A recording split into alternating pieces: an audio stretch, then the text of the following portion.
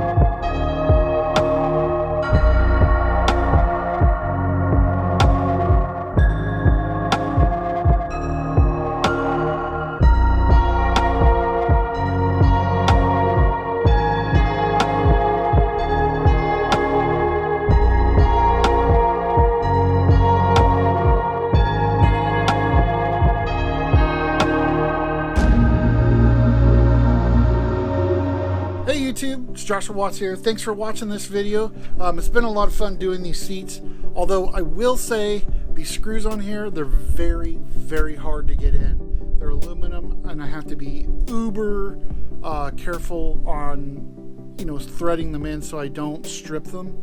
I'm gonna try this one more time because, I think there needs to be a little bit more adjustment, and I think my client wants that as well. But the screw here at the bottom, I don't know if you guys can see that where my finger is, that should be a little bit longer, maybe a lot longer. So over time, as the leather stretches, you can adjust that, and it will become, it'll keep the seat tight. So when you're riding it, it'll be proper and all that kind of stuff. So anyways, again, thank you for watching this video. If you enjoy this content, make sure you hit the subscribe button, the like button, and the little bell icon doohickey thing with the all sub whatever it is. So anyway, we'll see you next time in the next video.